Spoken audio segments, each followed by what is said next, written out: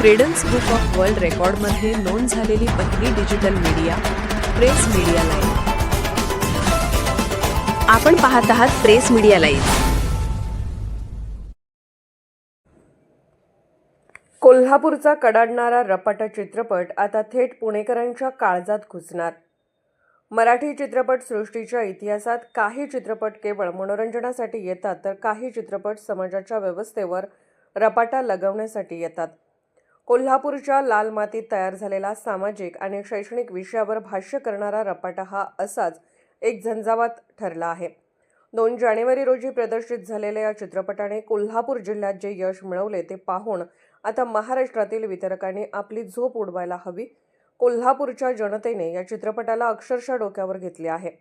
आता हा चित्रपट शिक्षणाचे माहेरघर असलेल्या पुणे शहरात धडकण्यासाठी सज्ज झाला आहे। चित्रपटाचे युवा आणि तडफदार दिग्दर्शक प्रेम सागर सूर्यवंशी यांनी पुण्यातील अग्रगण्य वृत्तसंस्था प्रेस मीडिया लाईव्हशी बोलताना ही आनंदाची बातमी दिली।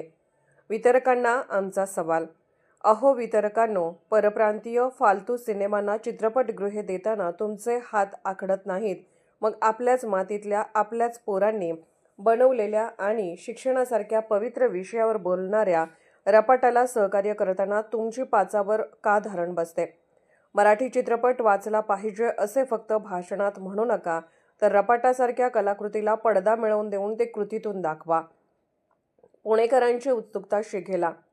पुणे हे वैचारिक चळवळीचे केंद्र आहे। निर्माता सुहास मगदूम यांची ही धाडसी कलाकृती आणि प्रेमसागर सूर्यवंशी यांचे दिग्दर्शन पुण्यातील रसिकांच्या पसंतीस उतरेल यात शंकाच नाही।